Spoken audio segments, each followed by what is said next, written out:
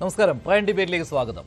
ജോലിയിൽ കയറി പിറ്റേന്ന് നവംബർ 25, 1994 മുതൽ CPM ശത്രുപക്ഷത്ത് നിർത്തിയിരുന്ന സഖാക്കളെ വെടിവെക്കാൻ നിർദ്ദേശിച്ചവനായി ചിത്രീകരിച്ചിരുന്ന പാർട്ടി നേതാക്കളെയും അണികളെയും ക്രൂരമായി തല്ലിച്ചതയ്ക്കുന്ന ഭരണകൂട അടിമയായി ചാപ്പകുത്തിയിരുന്ന രവാഡ ചന്ദ്രശേഖർ ഇന്നു മുതൽ സംസ്ഥാന പോലീസ് മേധാവി. കൂത്തുപറമ്പിൽ 5 പാർട്ടി സഖാക്കളെ വെടിവെച്ചു കൊല്ലുകയും സഖാവ് പുഷ്പനെ ജീവിക്കുന്ന രക്തസാക്ഷിയാക്കി മാറ്റുകയും ചെയ്തവരിൽ പ്രമുഖനായ രവാഡയെ വെടിവെക്കാൻ ഉത്തരവിട്ടയാളായും CPM നേതാക്കൾ ചിത്രീകരിച്ചിരുന്നു. അന്വേഷണ കമ്മീഷനും കോടതിയും കുറ്റവിമുക്തനാക്കിയ ശേഷവും ഇത് തുടർന്നു. എന്നാൽ ഇന്നു മുതൽ രവാഡ ചന്ദ്രശേഖർ പാർട്ടിക്ക് വിശുദ്ധനാണ്. കൂത്തുപറമ്പിൽ പാർട്ടി സഖാക്കളെ കൊലപ്പെടുത്തിയത് ഓർമ്മിപ്പിച്ച P. ജയരാജന് MV ഗോവിന്ദനും EP ജയരാജനും KK രാഗേഷുമൊക്കെ മറുപടി നൽകിക്കഴിഞ്ഞു. 2 വർഷത്തേക്ക് ഇതേ പറയാവൂ. രവാഡ ചന്ദ്രശേഖർ അന്ന് കുട്ടിയായിരുന്നു. അറിവില്ലാത്ത IPS കുരുന്ന്. വെടിവെക്കാൻ ഉത്തരവിട്ടതും നടപ്പാക്കിയതും TT ആന്റണിയും ഹക്കീം ബത്തേരിയുമാണ്. മറ്റു മാർഗമില്ലാതെ രവാഡ ചന്ദ്രശേഖരനെ സർക്കാർ പോലീസ് മേധാവിയാക്കുമ്പോൾ CPM എന്തിനാണ് കൂത്തുപറമ്പ് വെടിവെപ്പിന് പുതിയ ഭാഷ്യം രചിക്കുന്നത്? നിലപാട് മാറ്റാതെ തന്നെ പോലീസ് മേധാവി നിയമനത്തെ ന്യായീകരിക്കാൻ എന്തുകൊണ്ട് CPM-ന് കഴിയുന്നില്ല? പ്രൈം ഡിബേറ്റ് ചർച്ച ചെയ്യും.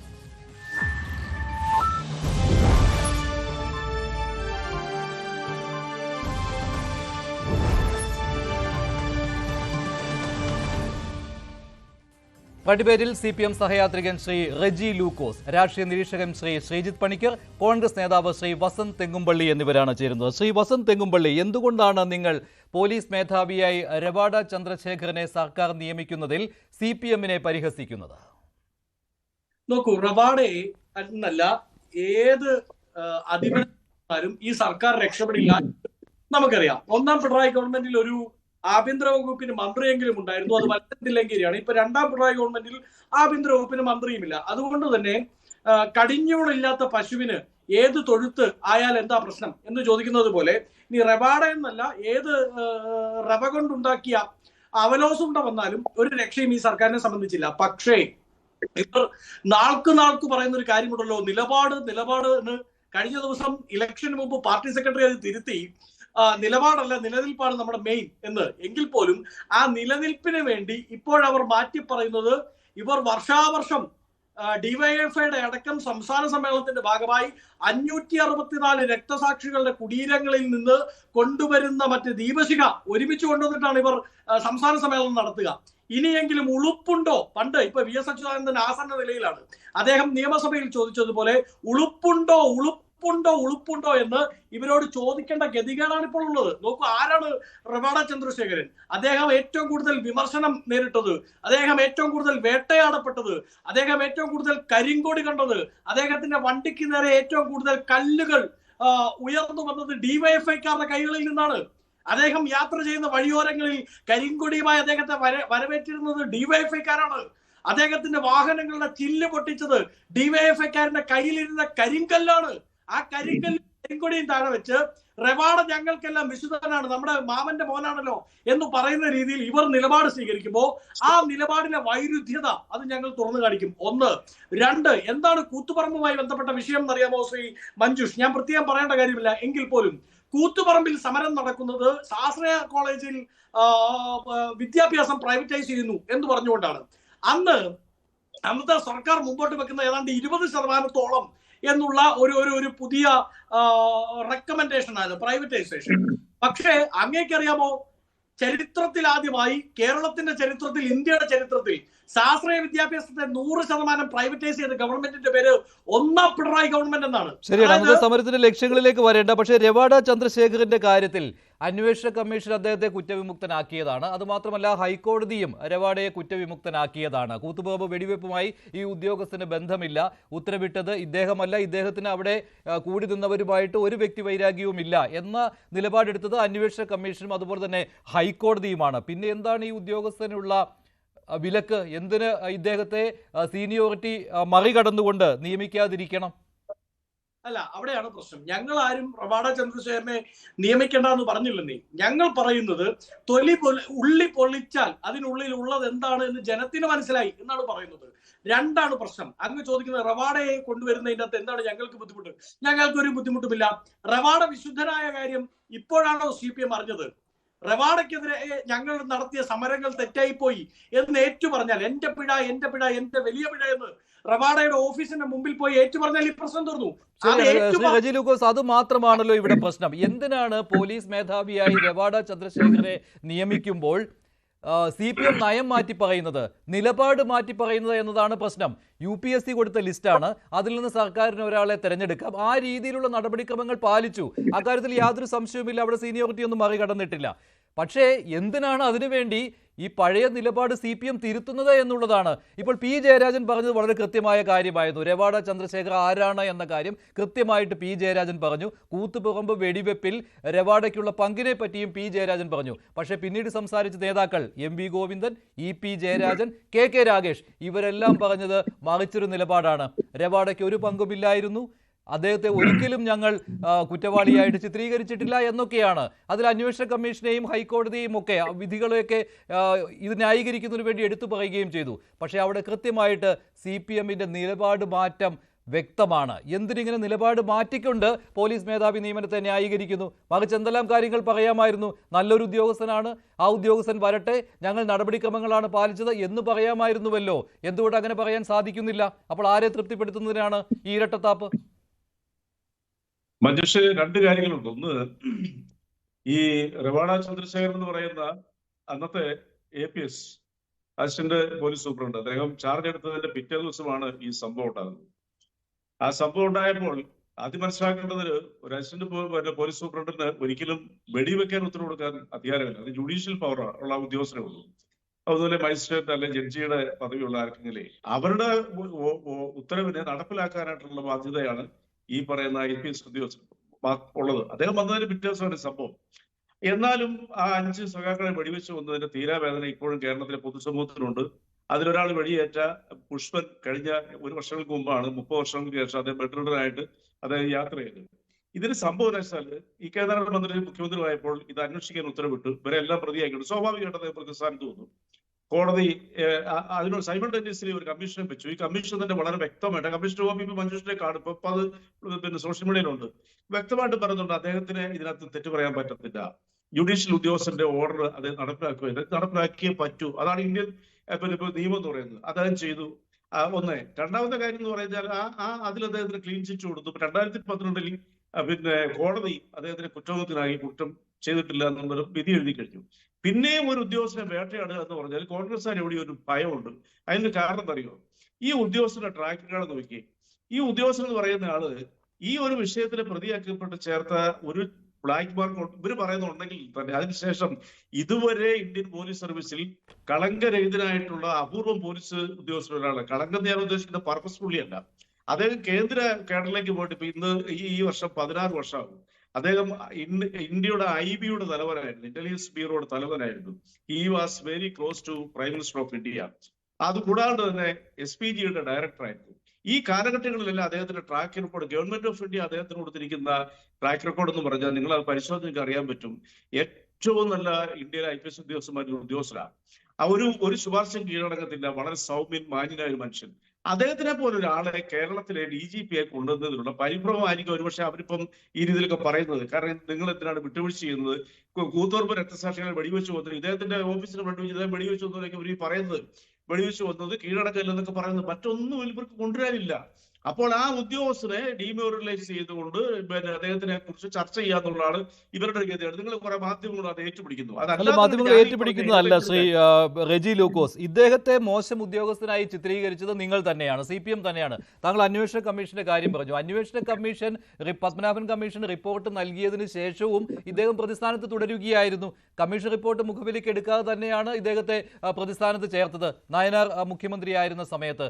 അപ്പോൾ അതിനുശേഷം അദ്ദേഹം കോടതി നടപടിക്രമങ്ങളിലൂടെ, കോടതിയിൽ നടത്തിയ പോരാട്ടങ്ങളിലൂടെയാണ് അദ്ദേഹം കുറ്റവിമുക്തനാക്കിയത്. അല്ലാതെ അത് പാർട്ടിയുടെയോ LDF സർക്കാരിൻ്റെയോ ഔദാര്യത്തിലൂടെയല്ല റവാഡ ചന്ദ്രശേഖർ കുറ്റവിമുക്തനായിട്ട് വന്നത്.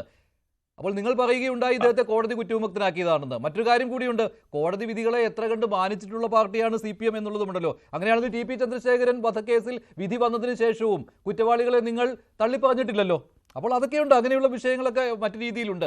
പക്ഷേ ഈ രവാഡ ചന്ദ്രശേഖരെ കുറ്റവാളിയാക്കിയത് നിങ്ങൾ തന്നെയാണ്. അപ്പോൾ എനിക്ക് ചോദിക്കാനുള്ളത്, ഇപ്പോൾ രവാഡ ചന്ദ്രശേഖരെ പോലീസ് മേധാവിയാക്കി നിയമിക്കുമ്പോൾ ഈ പഴയ കാര്യങ്ങൾ, ഞങ്ങൾ പഴയ നിലപാടിൽ ഉറച്ചു നിൽക്കുകയാണ്, പക്ഷേ നടപടിക്രമങ്ങൾ പാലിച്ചേ പറ്റൂ, അതുകൊണ്ട് പോലീസ് മേധാവിയായി നിയമിക്കുന്നു എന്ന നിലപാടിലേക്ക് നിങ്ങൾക്ക് എന്തുകൊണ്ട് വരാൻ സാധിക്കുന്നില്ല? അത് ആരെ തൃപ്തിപ്പെടുത്തുന്നതിന് വേണ്ടിയാണെന്നാണ്? ഒരു പ്രധാനപ്പെട്ട ചോദ്യമാണ്, അതിന് മറുപടിയാണ്. അതായത് കഴിഞ്ഞ കുറെ ആഴ്ചകളായിട്ട് കേരളത്തിലെ മാധ്യമങ്ങളിൽ, എല്ലാ മാധ്യമങ്ങളിലും, മുഖ്യധാര മാധ്യമങ്ങൾ, വിഷ്വൽ മീഡിയയും പ്രിന്റ് മീഡിയയും പുറത്തു കൊണ്ടുവന്നിരിക്കുന്ന വാർത്തകൾ എന്തായിരുന്നു? മുഖ്യമന്ത്രി പിണറായി വിജയന്റെ സ്വന്തം താല്പര്യപ്രകാരം MR അജിത് കുമാർ എന്ന് പറയുന്ന DGPനെ ലോ ആൻഡ് ഓർഡറിന്റെ സംസ്ഥാന DGP ആയിട്ട് നിയമിക്കാനുള്ള തന്ത്രങ്ങൾ പിന്നാമ്പുറത്തും മെനയുന്നു. അദ്ദേഹത്തിനെ ലിസ്റ്റിൽ ചേർത്ത് കഴിഞ്ഞു. അദ്ദേഹം ഒരു കളങ്കിതനായ ഉദ്യോഗസ്ഥനാണ്. എന്നിട്ടും പിണറായി വിജയൻ അദ്ദേഹത്തിനെ കൈയൊഴിയുന്നില്ല. തന്റെ പ്രിയപ്പെട്ട ഉദ്യോഗസ്ഥനെ DGP-ക്കാനാണ് ശ്രമിക്കുന്നു. ഒടുവിൽ നിങ്ങൾ കൊണ്ടുവന്ന ഭാഷ എന്താ? ഈ ലിസ്റ്റിൽ 3 അംഗ ലിസ്റ്റിൽ ഇല്ല എങ്കിൽ അദ്ദേഹത്തിനെ ഇൻചാർജ് കൊടുക്കും. കാരണം UP-യിലും മധ്യപ്രദേശുള്ള ഇന്ത്യയിലെ 8 സംസ്ഥാനങ്ങളിൽ അതാത് സർക്കാരുകളിൽ താല്പര്യമുള്ള ഉദ്യോഗസ്ഥരെ UPSC സെലക്ഷനിൽ ഇല്ല എങ്കിൽ അവർ ഇൻചാർജ് ആക്കും. അതുപോലെ DGP ഇൻചാർജ് ആക്കിയിട്ടും ഇദ്ദേഹത്തിനെ കൊണ്ടുവരും. പിന്നെ അജിത് കുമാർ ഓർ മനോജ് എബ്രഹാം നിങ്ങൾ വാർത്ത കൊടുത്തേ. ഈ വാർത്തകളെല്ലാം ആവിയായി പോയി. ഇതിനൊന്നും കേരളത്തിന് ഒരു തിരുത്തുണ്ട്. ADGP MR അജിത് കുമാറിനെ പോലീസ് മേധാവിയാക്കുന്നതിന് ശ്രമം നടത്തിയില്ല എന്ന് പറയുന്നത് തെറ്റാണ്. ശ്രമം നടത്തിയിട്ടുണ്ട്. അതുകൊണ്ടാണല്ലോ UPSC-യിലേക്ക് കത്തയച്ചതും. എന്താണ്, ADGP റാങ്കുള്ള ആളെയും പരിഗണിക്കണമെന്ന്. പക്ഷെ അത് തള്ളിക്കളയുകയായിരുന്നു. DGP റാങ്കുള്ളവരെ മാത്രമേ പോലീസ് മേധാവിക്കായുള്ള 3 അംഗ പട്ടികയിൽ ഉൾപ്പെടുത്തിയുള്ളൂ. അങ്ങനെയാണ് വന്നത്. അങ്ങനെ കളികളൊക്കെ നടന്നു അവിടെ. ശ്രീ റജി ലൂക്കോസ്, മഞ്ജുഷ് വളരെ എക്സ്പേർട്ട് ആയിട്ടുള്ള മാധ്യമ പ്രവർത്തനമാണ്. മഞ്ജുഷയ്ക്ക് ഇങ്ങനെയാണ് എന്നോട് ചോദ്യങ്ങൾ ചോദിക്കുന്നത്. എന്നെ കുടുക്കിലാക്കാനാണെങ്കിൽ ഞാൻ വളരെ സിമ്പിളായ ഒരു കാര്യം പറയട്ടെ. സീനിയർ മോസ്റ്റ് ആയിട്ടുള്ള ഉദ്യോഗസ്ഥന്മാരുടെ ലിസ്റ്റ് കൊടുക്കുമ്പോൾ സ്വാഭാവികമായിട്ട് ഈ അജിത് കുമാറിന്റെ ലിസ്റ്റ് കൊടുക്കേണ്ട വരും. അവരത് സെലക്ട് ചെയ്തിട്ട് അവർ ട്രാക്ക് റെക്കോർഡെല്ലാം നോക്കിയിട്ട് അവർ ഇങ്ങോട്ട് റെക്കമെൻഡ് ചെയ്ത് 3 പേരുണ്ട്. അതിനകത്ത് എങ്ങനെയാ തിരികെ കയറ്റാൻ ശ്രമിച്ചെന്ന് പറഞ്ഞത്? മനസ്സിലായി? അങ്ങനെ തിരികെ കയറ്റാൻ നിങ്ങൾ പറഞ്ഞ അതിനിടയ്ക്ക് സംഭവിച്ച കാര്യമാണ്. ശ്രീ റജി ലൂക്കോസ്, താങ്കൾ അത് വിസ്മരിക്കുകയാണ്. ADGP-മാര് വേണ്ട എന്നുള്ള നിലപാട് തന്നെയായിരുന്നു. അവിടെയാണ് ADGP-മാരും ആകാമെന്ന നിലപാടെടുത്തുകൊണ്ട് തിരിച്ചു കത്തയച്ചത്. അത് തള്ളിക്കളയുകയായിരുന്നു ചെയ്തത്. മഞ്ജുഷ അങ്ങനെ അദ്ദേഹത്തിനെ ആക്കണമെങ്കിൽ കേരളത്തിന്റെ മന്ത്രിസഭയ്ക്കും മുഖ്യമന്ത്രി ആഭ്യന്തര വകുപ്പിനും അദ്ദേഹത്തിനെ ഇൻചാർജ് കൊടുത്ത് ആക്കാമായിരുന്നു. പറ്റില്ല, നടന്നില്ല. അല്ലെ, എന്നെ കൊണ്ട് സംസാരിപ്പിക്കേ. അത് തന്നെയല്ല, കേരളത്തിലെ ഒരു പ്രമുഖ മാധ്യമം റിപ്പോർട്ട് ചെയ്തെന്താ? തീരുമാനം എടുത്തു കഴിഞ്ഞു. നരേന്ദ്രമോദിയുമായിട്ടുള്ള അണ്ടർസ്റ്റാൻഡിംഗ് KV തോമസിലൂടെ ഇദ്ദേഹത്തിന്റെ പേര് നിർദ്ദേശിക്കാനായിട്ട് വന്നു. ഇങ്ങനെ വരെ വാർത്ത കൊടുത്തു. അതാണ് ഈ കേരളം. എന്നിട്ട് ഇതെല്ലാം സംഭവിച്ചോ? ഏറ്റവും പെർഫെക്റ്റ് ഉദ്യോഗസ്ഥനെ, കറക്റ്റ് ഉദ്യോഗസ്ഥനെ കൊണ്ട് പ്ലേസ് ചെയ്തു ഇതിൽ. അതല്ല ഉദ്യോഗസ്ഥൻ. ഇപ്പൊ അതിന് വേണ്ടിയിട്ടുള്ള ന്യായീകരണങ്ങൾ പറയുന്നത് കൂത്തുപറമ്പ് ഇപ്പോട്ടാ പറഞ്ഞത്. PE ജയരാജനെ കൂട്ടുപിടിക്കുന്നു. ഞാൻ മഞ്ജുഷോട് നിങ്ങളുടെ ചാനലിൽ വരെ PE ജയരാജന്റെ ലൈവ് ഞാൻ കണ്ട. എന്താ അദ്ദേഹം പറഞ്ഞത്? അദ്ദേഹം പറഞ്ഞത് മുഴുവൻ കേട്ടായിരുന്നോ? അദ്ദേഹം പറഞ്ഞു ഇദ്ദേഹം അതിനകത്ത് പ്രതിയായിരുന്നു. പക്ഷെ സർക്കാർ എടുക്കുന്ന തീരുമാനം തെറ്റു പറയാൻ പറ്റത്തില്ല. നിങ്ങൾ അതങ്ങ് കട്ട് ചെയ്തു. പക്ഷേ കട്ട് ചെയ്തല്ലോ, ഞാൻ മുഴുവൻ കേട്ടായിരുന്നു. ശ്രീ റജി ലൂക്കോസ്, PE ജയരാജൻ പറഞ്ഞതും പിന്നീട് MP ഗോവിന്ദൻ, അല്ല ഞാൻ എല്ലാ ബൈറ്റുകളും കേട്ടു. PE ജയരാജന്റെ ബൈറ്റും ഞാൻ കേട്ടു, EP-യുടെ ബൈറ്റും കേട്ടു. EP ആണെങ്കിൽ കൂത്തുപറമ്പ് സംഭവിച്ചതൊക്കെ എത്രയോ വർഷങ്ങൾക്ക് മുമ്പാണ് എന്നൊക്കെ പറഞ്ഞുകൊണ്ട് രീതിയിലാണ് സംസാരിച്ചത്. അത് പോട്ടെ, EP-യെ മാറ്റി നിർത്താം. PE ജയരാജന്റെയും കണ്ടു, MP ഗോവിന്ദൻ ഇതേക്കുറിച്ച് പറഞ്ഞതും ഞാൻ കേട്ടു, KK രാഗേഷ് പറഞ്ഞതും ഞാൻ കേട്ടു. ഇത് 3 നോക്കുകയാണെങ്കിൽ രാഗേഷ് പറഞ്ഞതും MP ഗോവിന്ദൻ പറഞ്ഞതും വള്ളിപ്പുള്ളി വിടാതെ ഒരേ കാര്യങ്ങൾ തന്നെയാണ്. പക്ഷേ PE ജയരാജൻ പറഞ്ഞത് അങ്ങനെയല്ല.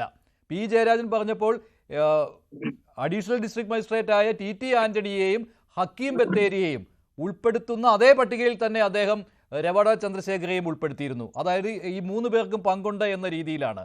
പക്ഷേ MP ഗോവിന്ദൻ പറഞ്ഞു വന്നപ്പോൾ ഹക്കീം ബത്തേരിയും അതുപോലെ തന്നെ TT ആന്റണിയും മാത്രമായി. KK രാഗേഷിന്റെയും അങ്ങനെ തന്നെയായിരുന്നു. പത്മനാഭൻ കമ്മീഷനിൽ അങ്ങനെ പറഞ്ഞിട്ടുണ്ട് എന്ന് പറഞ്ഞുകൊണ്ടായിരുന്നു ഇവരുടെ ഈ ന്യായീകരണവും. പക്ഷേ യഥാർത്ഥത്തിൽ പാർട്ടിയുടെ നിലപാട് അതായിരുന്നില്ല. PE ജയരാജൻ പറഞ്ഞത് തന്നെയായിരുന്നു പാർട്ടിയുടെ മുൻ നിലപാട്. അതിലിപ്പോൾ തിരുത്തൽ വരുത്തി. കൃത്യമായിട്ട് എല്ലാവർക്കും മനസ്സിലാവുന്ന കാര്യമാണ്. ഒരു തിരുത്തലും വരുത്തിയിട്ടില്ല. അതായത് ബഹുമാനപ്പെട്ട പാർട്ടിയുടെ കണ്ണൂർ ജില്ലാ സെക്രട്ടറിയും അതുപോലെ തന്നെ EP ജയരാജനും പ്രതിയാണെന്ന് പറഞ്ഞ അദ്ദേഹം പ്രതിയായിരുന്നു. പ്രതിപ്പെട്ടിൽ വരുന്നവരെല്ലാം കുറ്റവാളികളായിട്ട് വിധിക്കപ്പെടുന്നുണ്ട്. തെറ്റ് ചെയ്യാത്തവരെ മോചിപ്പിക്കും, തെറ്റ് ചെയ്തവരെ കുറ്റവാളിയാക്കും. വിധി പ്രഖ്യാപിക്കുന്നതിന് മുമ്പ് ആരും കുറ്റവാളികളല്ല ഇന്ത്യൻ നിയമത്തിൽ. സ്വാഭാവികമായിട്ടും ശ്രീ റജി അദ്ദേഹത്തിന്റെ ലൂക്കോസ്, പേരിൽ CPM നേതാക്കളുടെ എത്രയോ പ്രസംഗങ്ങളുണ്ട്. അന്ന് രവാഡ ചന്ദ്രശേഖർ എന്നതല്ല, രവത എന്നായിരുന്നു സംബോധന ചെയ്തുകൊണ്ടിരുന്നത്. അന്ന് രവതയായിരുന്നു, രവാഡ ചന്ദ്രശേഖർ ആയിരുന്നില്ല.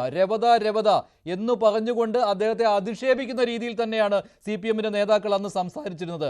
പി ജയരാജൻ ഈ കഴിഞ്ഞ ദിവസം പറഞ്ഞു, പി ജയരാജൻ എന്തിനാണ് ഈ വിഷയം എടുത്തിട്ടത്? അദ്ദേഹത്തോട് ആരും അങ്ങോട്ട് ചോദിച്ചില്ലല്ലോ എന്തിനാണ് ഈ വിഷയം എടുത്തിട്ടത് എന്ന് പറഞ്ഞാൽ 1994 നവംബർ 25 എന്ന് പറയുന്നത് CPM-ന് വൈകാരികമായി ഒട്ടേറെ വിശേഷതകളുള്ള ഒരു ദിവസമാണ്. ആ ദിവസം CPM-ന് മറക്കാൻ കഴിയില്ല, CPM-ന്റെ ഒരണികൾക്കും മറക്കുവാൻ സാധിക്കുകയില്ല. അതുകൊണ്ടാണ് പി ജയരാജൻ ആ വിഷയം എടുത്തിട്ടത്. അന്നവിടെ കൂത്തുപറമ്പിൽ 5 സഖാക്കളെ വെടിവെച്ച് കൊന്നിട്ടുണ്ടെങ്കിൽ അത് ഭരണകൂട ഭീകരതയും പോലീസ് തേർവാഴ്ചയുമാണെന്നുള്ളത് CPM-ന്റെ പ്രഖ്യാപിത നിലപാടാണ്. ആ നിലപാടിൽ നിന്നുള്ള പിന്നോട്ട് പോക്കാണ് കണ്ടത്. രവത ചന്ദ്രശേഖരെ നിയമിക്കുന്നതിൽ എന്തിനാണ് ഈ പിന്നോട്ട് പോക്ക് എന്നുള്ളതേ ഉള്ളൂ. കൃത്യമായിട്ട് കാര്യങ്ങൾ പറയാമല്ലോ.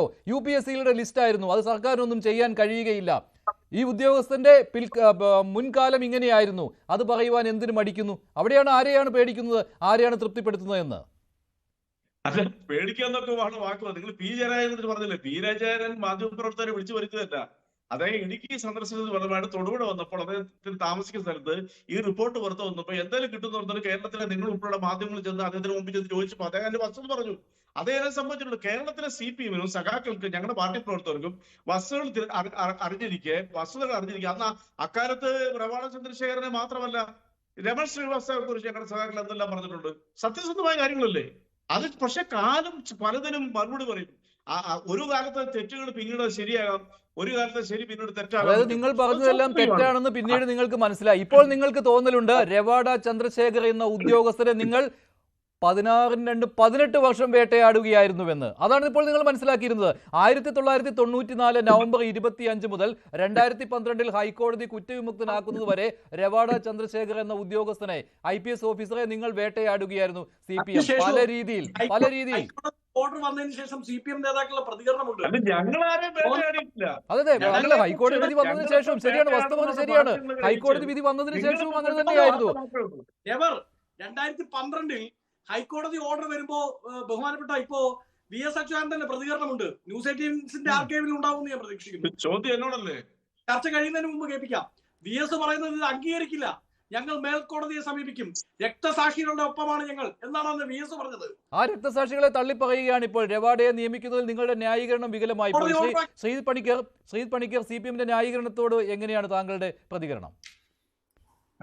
ശ്രീ മഞ്ജുഷ്, CPM-ന്റെ പല നേതാക്കന്മാരുടെയും ന്യായീകരണം കേൾക്കുമ്പോൾ നമുക്കിപ്പോൾ തോന്നുന്നത് 1994 നവംബർ 25 കൂത്തുപറമ്പിൽ ഉണ്ടായ ദാരുണമായിട്ടുള്ള സംഭവം CPM-നെ സംബന്ധിച്ചിടത്തോളം ഇന്നൊരു ബാധ്യതയായി മാറിയെന്നാണ്. എല്ലാ കാലവും CPM ഇതിൽ വിപ്ലവ വീര്യത്തിൻ്റെ രക്തസാക്ഷികളെക്കുറിച്ച് ഒക്കെ തന്നെ അവരെ പറ്റി പറയുന്നതിന് വേണ്ടിയിട്ടും നിശ്ചയദാർഢ്യത്തിനെ പറ്റി പറയുന്നതിന് വേണ്ടിയിട്ടുമൊക്കെയാണ് ആ 5 രക്തസാക്ഷികളെക്കുറിച്ചും ജീവിക്കുന്ന രക്തസാക്ഷിയായിരുന്ന പുഷ്പനെക്കുറിച്ചും ഒക്കെ തന്നെ പറഞ്ഞുകൊണ്ടിരുന്നത്. പക്ഷെ ഇപ്പോൾ ആ സംഭവത്തിന് ആസ്പദമായിട്ടുള്ള നയം എന്തായിരുന്നു? ആ കാര്യത്തിൽ തിരുത്തൽ വന്നു.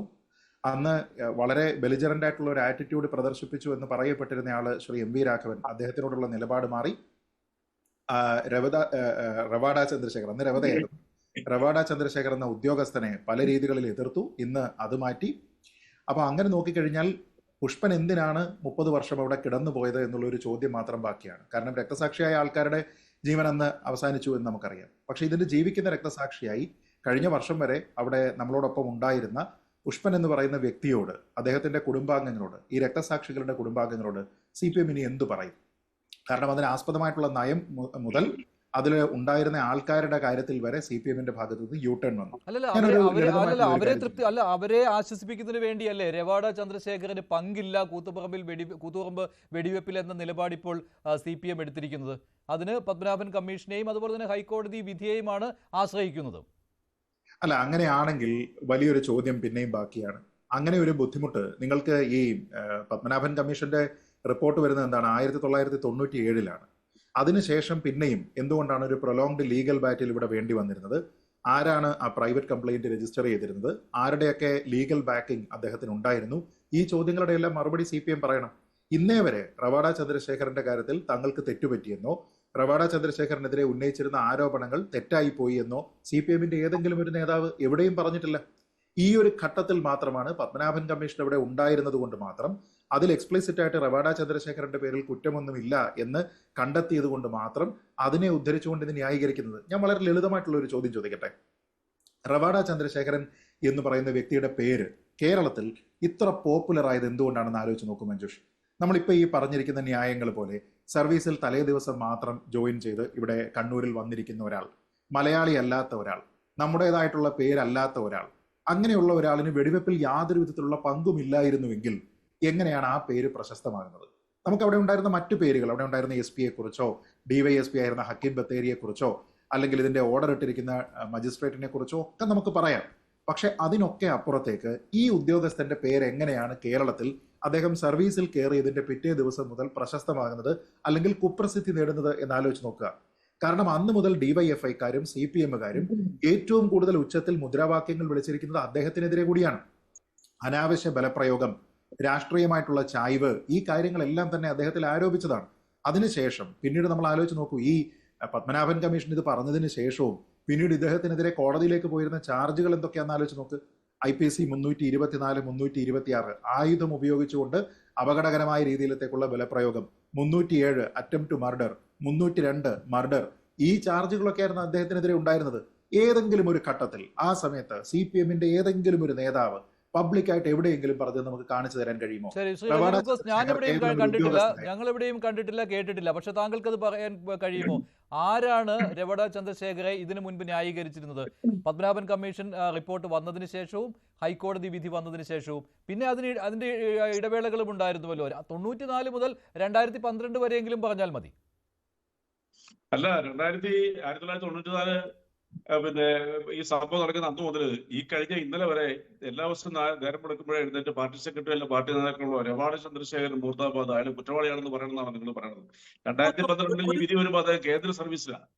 ഈ കേന്ദ്ര സർവീസിൽ വരുമ്പോഴാണ് ആ ഉദ്യോഗസ്ഥൻ അദ്ദേഹത്തെ കുറിച്ച് പരാമർശിക്കാനോ സംസാരിക്കാനോ ഉള്ള ഒരു അതിനുശേഷം ഒരു വിഷയം ഇവിടെ ഉണ്ടായിട്ടില്ല. അല്ലെങ്കിൽ നിങ്ങൾ അങ്ങനത്തെ ഒരു സബ്ജക്റ്റുമായിട്ട് വരികയാണെന്നുണ്ട് ഒരുപക്ഷെ അതിന്റെ അഭിപ്രായം പാർട്ടി പറയും. അതിനുശേഷം നിയമത്തെ കോടതിയെ അനുസരിക്കുന്ന ഏത് രാഷ്ട്രീയ പ്രസ്ഥാനത്തിനും കോടതി വിധി അനുസരിച്ചേ പറ്റുള്ളൂ. കാരണം അത് വളരെ ക്ലിയർ കട്ടായിട്ട് തന്നെ കമ്മീഷന്റെ പ്രസ്താവനയിലും പിന്നെ അതുപോലെ കോടതി കുറ്റമുക്തനാക്കി അത് തെറ്റില്ല എന്ന് കണ്ടപ്പോൾ കമ്മീഷൻ റിപ്പോർട്ട് വന്നപ്പോൾ തന്നെ അദ്ദേഹത്തിനെതിരെയുള്ള നടപടികൾ റദ്ദാക്കണമായിരുന്നു സർക്കാർ. ചെയ്തില്ല, കേസെടുത്ത് പുതിയ FIR രജിസ്റ്റർ ചെയ്തു. ഇല്ല, ഇതല്ല നമ്മുടെ മുമ്പിലുള്ള സത്യം. ഞാനതിനെ അതിനെക്കുറിച്ച് ചർച്ച എടുത്ത് തുടക്കത്തിൽ പറഞ്ഞല്ലോ. ഞാൻ ചോദിച്ചത് എന്തിനാണ് അതിലേക്ക് ഇപ്പോൾ തള്ളി പറയുന്നത് എന്നാണ്. അതാണല്ലോ ഇരട്ടത്താപ്പ് എന്ന് പറയുന്നത്. ഞാൻ ഒറ്റ കാര്യമേ ചോദിക്കുന്നുള്ളൂ. ഇദ്ദേഹത്തിന്റെ പൂർവ്വകാലം അങ്ങനെ തന്നെ വെച്ചുകൊണ്ട് ഞങ്ങൾക്ക് അങ്ങനെ രാഷ്ട്രീയ വേട്ടയാടലൊന്നുമില്ല, അങ്ങനെ ഒരു നിലപാടെടുക്കുവാൻ എന്തുകൊണ്ട് പാർട്ടിക്ക് കഴിയുന്നില്ല? ഞങ്ങൾ സർക്കാരിനും പാർട്ടിക്കും ഇക്കാര്യത്തിൽ ഞങ്ങളെ ദ്രോഹിച്ചവർക്കെതിരെ നടപടിയെടുക്കുകയോ അല്ലെങ്കിൽ സർവീസിൽ നിന്ന് മാറ്റി നിർത്തുകയോ ചെയ്യുക എന്നുള്ള അജണ്ട ഇല്ല എന്നുള്ള നിലപാടെടുക്കാൻ കഴിഞ്ഞില്ല. എനിക്ക് തോന്നുന്നു P. ജയരാജൻ ആദ്യം സംസാരിച്ചപ്പോൾ ആ രീതിയിലുള്ള വിശദീകരണം സർക്കാർ തരട്ടെ എന്ന രീതിയിലാണ് അദ്ദേഹം സംസാരിച്ചു വന്നത്. പക്ഷേ പാർട്ടി അങ്ങനെയല്ല പറയുന്നത്. അല്ല മഞ്ജുഷ്, അതിനൊറ്റ മറുപടി ഉള്ളൂ. മഞ്ജുഷ് എന്ന് പറയുന്ന ജേർണലിസ്റ്റിനെതിരെ ഒരു കേസുണ്ടായി, FIR ഇട്ടു. അത് താങ്കളെ കുറ്റവാളി എന്നൊരു പരിവേഷത്തിൽ ചിത്രീകരിച്ചു. കോടതി താങ്കൾ തെറ്റുകാരനല്ല എന്ന് പറഞ്ഞ് വെറുതെ വിട്ടാൽ ഇന്ത്യൻ നിയമത്തെ ഞങ്ങൾ വിശ്വസിക്കുന്നില്ല, കോടതി വിധിയാണ് അംഗീകരിക്കുകയെന്ന് പറഞ്ഞ് നിങ്ങൾക്ക് ആർക്കെങ്കിലും ഈ ചാനലിൽ എന്ന് പറയാൻ പറ്റുമോ? വേണമെങ്കിൽ CPM അങ്ങനെ വിശ്വസിക്കാറില്ല. കുഞ്ഞനന്തന്റെ കാര്യത്തിൽ എന്താണ് സംഭവിച്ചത്? കുഞ്ഞനന്തനെ കുറ്റവാളിയാണെന്നുള്ള കാര്യം പാർട്ടി അംഗീകരിച്ചോ? അല്ല, ഇതിനാട്ടെ പാർട്ടി എന്താ പറഞ്ഞ കുഞ്ഞനന്തന്റെ കാര്യം പാർട്ടി അംഗീകരിച്ചാണോ? പാർട്ടി അംഗീകരിക്കാത്തതല്ലേ പാർട്ടി അപ്പീലിൽ പോയത്? അല്ല, പാർട്ടി അംഗീകരിച്ചിട്ടില്ലല്ലോ. അല്ല, ജയിലിൽ കിടന്ന സമയത്തും കുഞ്ഞനന്തനെ കുറ്റവാളിയായിട്ട് പാർട്ടി കണ്ടിട്ടില്ലല്ലോ. അപ്പോൾ കോടതി വിധി വന്നതിന് ശേഷം ഞങ്ങൾക്ക് ഒന്നും ചെയ്യാൻ കഴിയില്ല, ഞങ്ങളുടെ നിലപാട് മാറ്റേണ്ടി വരുമെന്ന് പറയുന്നതിൽ അർത്ഥമില്ല. CPM അങ്ങനെ നിലപാടെടുക്കുന്ന പാർട്ടി അല്ല. അല്ല, CPM നിലപാടിന് ഉറച്ചു നിൽക്കുന്ന പാർട്ടിയാണെന്നാണ് ഞാൻ പറഞ്ഞത്. അല്ല, CPM നിലപാടിന് ഉറച്ചു നിൽക്കുന്ന പാർട്ടിയാണെന്നാണ് പറഞ്ഞത്. അല്ലല്ല, ഇപ്പൊ ഇവിടുത്തെ വിഷയം എന്താ? അല്ല, നിയമനത്തിൽ പ്രശ്നമില്ല, നിയമിച്ചേ പറ്റൂ, അത് ശരിയാണ്, നിയമിച്ചേ പറ്റൂ. പക്ഷേ പാർട്ടിയുടെ രാഷ്ട്രീയ നിലപാട് മാറ്റാൻ പറ്റില്ലല്ലോ. He deserved that post. ആ പോസ്റ്റിൽ അർഹതപ്പെട്ട ഏറ്റവും ക്ലിയർ ആയിട്ടുള്ള ഒരു വ്യക്തിത്വത്തിന് കേരളത്തിലെ DGP ആയതിനുള്ള അസ്വസ്ഥത കൊണ്ടാണ് ഇപ്പൊ നിങ്ങൾ 30 വർഷം മുമ്പ് ഒരു കഥയുമായിട്ട് വന്നിരിക്കുന്നത്. അത്രേ ഉള്ളൂ. ലക്ഷ്യം എന്താണ്? ലക്ഷ്യം 2026 നവംബർ 25 ഇപ്പോൾ CPMന് വെറും കഥയായി മാറുകയാണോ? ഇവർക്കൊരു ബാധ്യതയായി മാറി മഞ്ജുഷ്. അതെ, ബാധ്യതയായി മാറിയതുകൊണ്ടാണ് 30 വർഷം മുമ്പത്തെ കഥയായി പുഷ്പനുമൊക്കെ. അല്ല, നിൽക്കേ ഞാൻ പറഞ്ഞ പൂർത്തിയുണ്ട്. എന്റെ പ്രിയപ്പെട്ട സുഹൃത്തിന് മറുപടി കൊടുക്കട്ടെ. അതിനൊരു 10 സെക്കൻഡ് താ. അതായത് ഈ രക്തസാക്ഷി പരിവേഷത്തിൽ ഇവിടെ പല പാർട്ടികൾ പലരെ കൊണ്ടു നടക്കുന്നുണ്ടല്ലോ. പക്ഷെ ഞങ്ങളുടെ പാർട്ടി പ്രവർത്തകരെ കൊന്നു തള്ളിക്കഴിഞ്ഞിട്ടുണ്ടെങ്കിൽ ഞങ്ങൾ ഇന്ന് വരെ അതിന് ഒറ്റ സഖാവിനെ കൈവിട്ടിട്ടില്ല. ഈ പുഷ്പൻ സഹിതം ഇന്നും ഞങ്ങളവരെ ഓർക്കും. പിന്നെ നിങ്ങൾക്ക് വേണേൽ ഭാഷണം രചിക്കാം, നിങ്ങൾക്ക് ബാധ്യതയായെന്നൊക്കെ ഉള്ള ബാധ്യതയാണ്. സിപിഎമ്മിന്റെ സഖാക്കളെ ഒരിക്കലും ബാധ്യതയില്ല. അത് നമ്മുടെ എന്റെ പ്രിയപ്പെട്ട സുഹൃത്ത് ശ്രീജിത്ത് പണിക്കർക്ക് വളരെ വ്യക്തമായിട്ട് അറിയാം. പുഷ്പനെ പോലും ഞങ്ങൾ പരിപാലിച്ചതിന്റെ രീതികള് നിങ്ങൾക്ക് മറക്കാൻ പറ്റും. മരിച്ചുപോയ അദ്ദേഹത്തെ കുറിച്ച് അധികം പറയുന്നത് ശരിയല്ല എന്നുള്ളതാണ് ഒരു മനുഷ്യനുള്ള നിലയ്ക്ക് എനിക്ക് പറയാനുള്ളത്. ഞാൻ ഈ പുഷ്പനെ പോയി കണ്ടിട്ടുള്ള ആളാണ്. അപ്പൊ അതുകൊണ്ട് നിങ്ങൾ മനസ്സിലാക്കേണ്ട വസ്തുത എന്ന് പറയുന്നത് സിപിഎമ്മിനെ വേട്ടയാടാനായിട്ട് ഒരു വഴിയും കിട്ടാൻ വരുമ്പോഴത്തേക്കും, അത് തന്നെയല്ല ഈ ഉദ്യോഗസ്ഥരെ നിങ്ങൾക്ക് വേറെ പരാതി ഉണ്ടോ? കേന്ദ്ര ഗവൺമെന്റിന്റെ ഗുഡ് സർവീസ് സെന്റർ കിട്ടിയ സർട്ടിഫിക്കറ്റ് ഉണ്ട് ഉദ്യോഗസ്ഥൻ, ഇന്ത്യയുടെ IB-യുടെ തലപ്പത്തിരുന്നൊരു ഉദ്യോഗസ്ഥൻ, ഇന്ത്യയുടെ പ്രധാനമന്ത്രിയുമായിട്ട് ഡയറക്റ്റ് ബന്ധമുള്ള SPT ഡയറക്ടർ ആയിരുന്ന ഒരു വ്യക്തി, ലോകത്തിന് മുമ്പ് അദ്ദേഹം UN ജോലി ചെയ്തിരുന്ന കാലത്തായ ഐക്യരാഷ്ട്രസഭയുടെ സെക്യൂരിറ്റി വിങ്ങിൽ അദ്ദേഹത്തിനോട് സർട്ടിഫിക്കറ്റ് നിങ്ങൾ കണ്ടായിരുന്നോ? ഇന്ന് മാധ്യമങ്ങൾ ശരിയാണ്. അപ്പോൾ CPM-ന്റെ നിലപാട് തെറ്റായിപ്പോയി. ആ ഉദ്യോഗസ്ഥനെ കുറിച്ച് CPM-ന്റെ നിലപാട് തെറ്റായിപ്പോയി. പക്ഷേ വസന്ത്, അവിടെ നിങ്ങൾ പറയുന്നത് മോദിയുമായിട്ടുള്ള എന്തോ ഒരു പാലമാണെന്നാണ്. ഇന്ന് KC ആ രീതിയിൽ സംസാരിക്കുന്നത് കേട്ടു. തീർച്ചയായും ഒരു സംശയം വേണ്ട. അതിനു മുമ്പ് ഒരു കാര്യം അദ്ദേഹം പറഞ്ഞത് 30 വർഷം മുമ്പുള്ള കാലമല്ലേ എന്ന് ചോദിച്ചാൽ, ഇനി മേലാൽ നിങ്ങൾ ഇല്ല മരിക്കുന്നില്ല, രക്തസാക്ഷി മരിക്കുന്നില്ല, ജീവിക്കുന്നു ഞങ്ങളിലൂടെ എന്ന് പാടരുത്. നിങ്ങളിലൂടെ ജീവിക്കുന്നില്ല, നിങ്ങളുടെ ഓർമ്മകളിലും സിരകളിലും അത് ഓർക്കുന്നില്ല. നിങ്ങൾ പാർട്ടി ക്യാപ്സ്യൂളുകൾ കൊടുക്കുമ്പോൾ പുതിയതായി ഇനി ഒരു ക്യാപ്സ്യൂൾ കൂടി കൊടുക്കണം. അത് ഓർമ്മ നഷ്ടപ്പെടാനുള്ള ക്യാപ്സ്യൂളാണ്. ആ ക്യാപ്സ്യൂൾ കൊടുക്കുകയോ അല്ലെങ്കിൽ ഏതെങ്കിലും ഒരു ടൈം ട്രാവൽ കണ്ടുപിടിച്ച് പുറകോട്ട് പോവുകയോ വേണം. ഇതാ മന്ത്രി രാഘവനെ തടഞ്ഞവർക്ക് നേരെ പോലീസ് വെടിവെപ്പ്, രക്തദാഹിയുടെ കൊലച്ചിരി എന്ന് പറഞ്ഞുകൊണ്ടാണ് ദേശാഭിമാനി പിറ്റേന്നിറങ്ങിയ പത്രത്തിൽ റവാഡയുടെ പടം കൊടുക്കുന്നത്. രക്തദാഹിയുടെ കൊലച്ചിരി. ഇനി 97-ൽ വെച്ച നിങ്ങൾ ഈ പറയുന്ന പൊക്കിപ്പിടിച്ചുകൊണ്ട് കിടക്കുന്ന പത്മനാഭൻ കമ്മീഷണർ റിപ്പോർട്ട് ഉണ്ടല്ലോ, ആ റിപ്പോർട്ടിന് CPM-ഓ അതിനുശേഷം വന്ന CPM മന്ത്രിമാരോ മന്ത്രിസഭയോ അംഗീകരിച്ചിട്ടുണ്ടോ? ഇല്ല.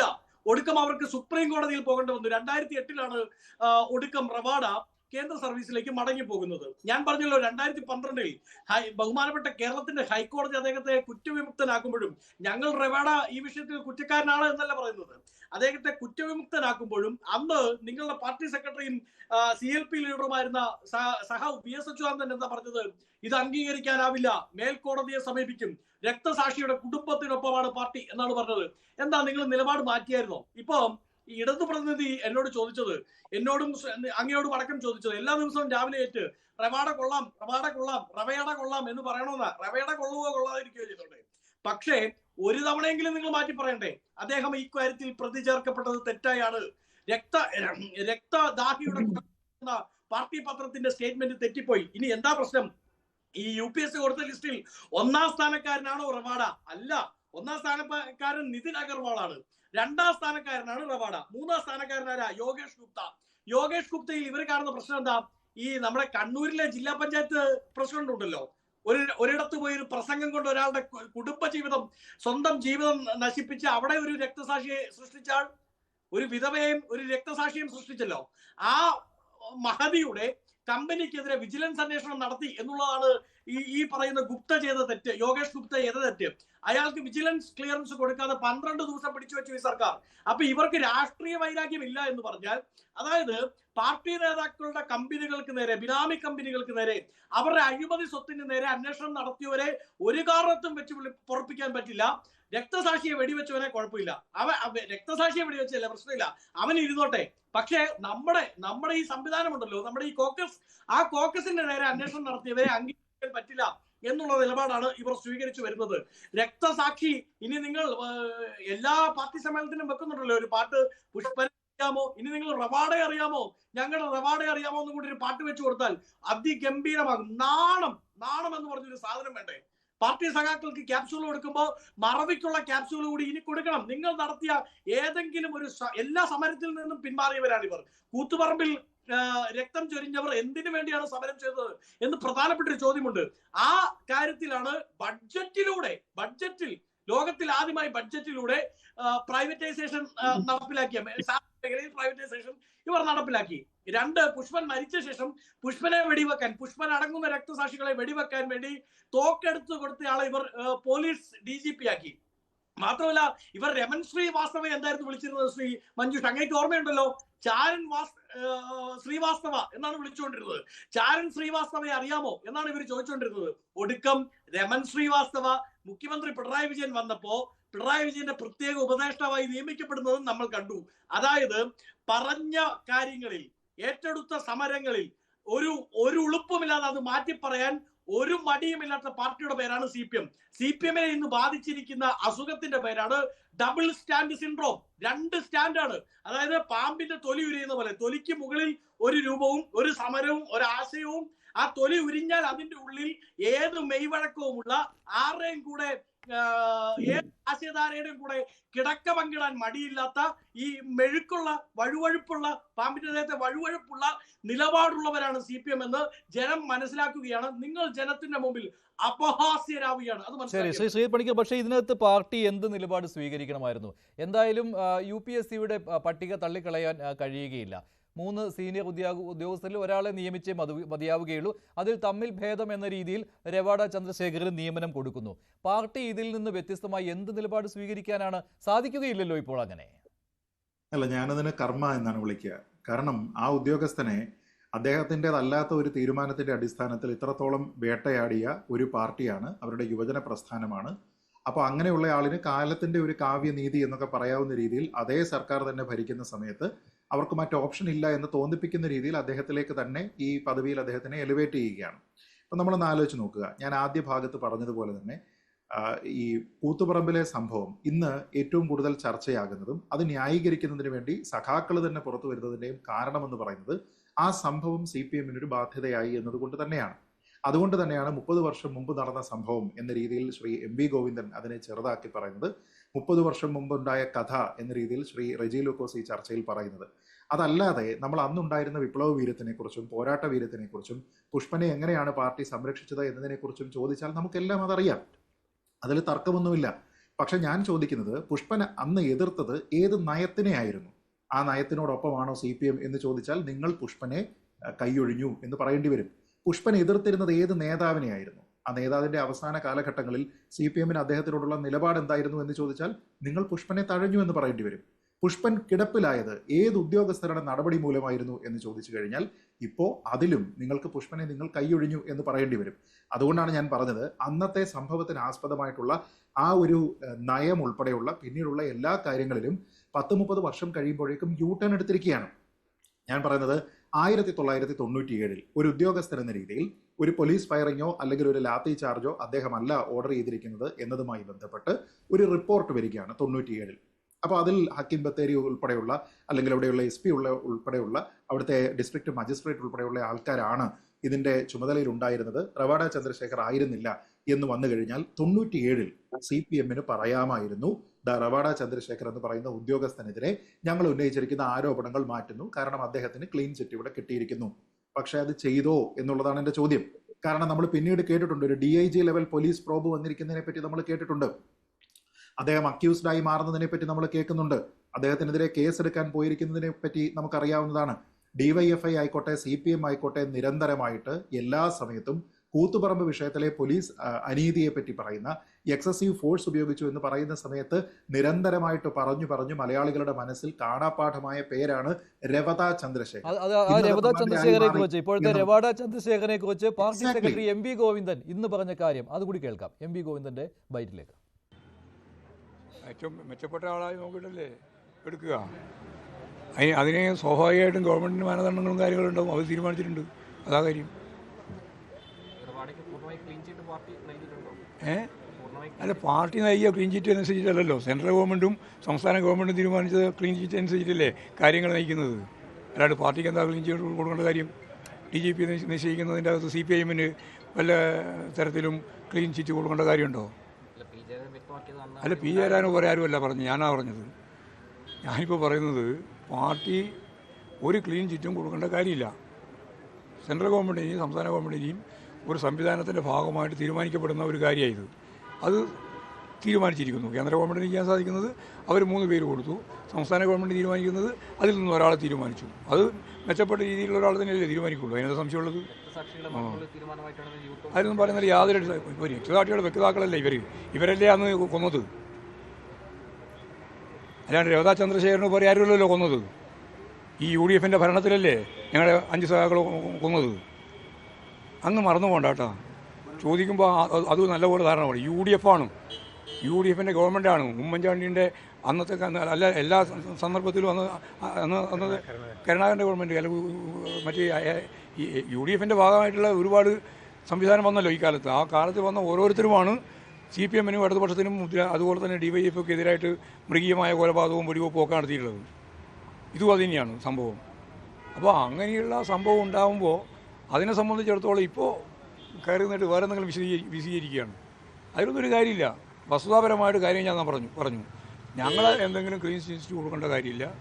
അവിടെ ഉണ്ടായ സംഭവം ഇന്നലെ തന്നെ ഞാൻ പറഞ്ഞിട്ടില്ലാണ്.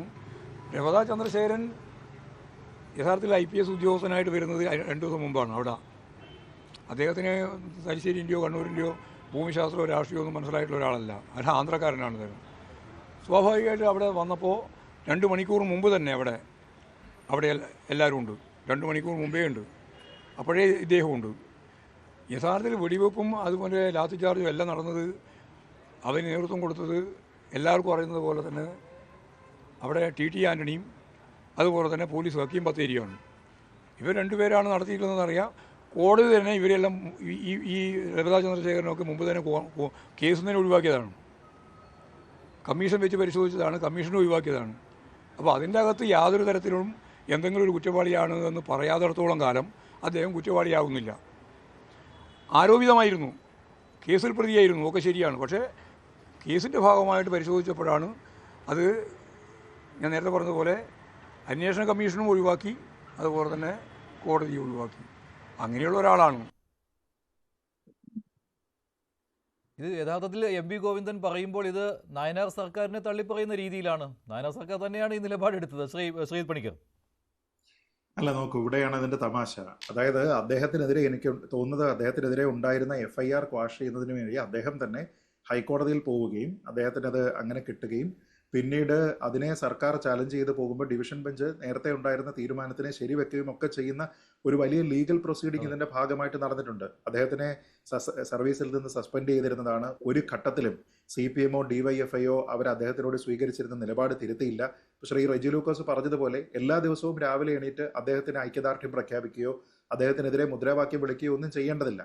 പക്ഷെ 1997 അതിനുള്ള അവസരം ഉണ്ടായിരുന്നു. പത്മനാഭൻ കമ്മീഷന്റെ റിപ്പോർട്ട് വന്നിട്ട്. എന്നിട്ട് ആ റിപ്പോർട്ടിനെ ഇപ്പൊ വീണ്ടും എത്ര കാലം കഴിഞ്ഞതിന് ശേഷമാണ് ഇപ്പൊ 97 വന്നേ. അപ്പൊ 27-28 വർഷം കഴിഞ്ഞതിന് ശേഷം ഇപ്പോ പത്മനാഭൻ കമ്മീഷനെ ആ റിപ്പോർട്ടിനെ ആസ്പദമാക്കിക്കൊണ്ട് KK രാഗേഷ് ഉൾപ്പെടെയുള്ള CPMന്റെ നേതാക്കന്മാർക്ക് അദ്ദേഹത്തിനെ ന്യായീകരിക്കേണ്ടി വരുമ്പോൾ ഞാൻ പറയുന്നത് അന്ന് 97 നിങ്ങൾക്കത് ചെയ്യാമായിരുന്നു. അപ്പൊ ഇന്ന് KK രാഗേഷിനോ ശ്രീ MV ഗോവിന്ദനോ പറയാമായിരുന്നത് എന്താണ്? 97 പത്മനാഭൻ കമ്മീഷൻ അദ്ദേഹത്തിനെ കുറ്റവിമുക്തനാക്കിയ സമയത്ത് തന്നെ അദ്ദേഹത്തിനോടുള്ള എല്ലാ പ്രതിഷേധവും ഞങ്ങൾ അവസാനിപ്പിച്ചതല്ലേ, നിങ്ങൾ പഴയ മാധ്യമ വാർത്തകൾ നോക്കൂ എന്ന് മാത്രം പറഞ്ഞാൽ മതിയായിരുന്നു. അതുകൊണ്ടാണ് 28 വർഷം മുമ്പ് ചെയ്യേണ്ടിയിരുന്ന കാര്യം അന്ന് ചെയ്യാത്തത് കൊണ്ടാണ് ഇന്ന് ചെയ്യേണ്ടി വന്നത്.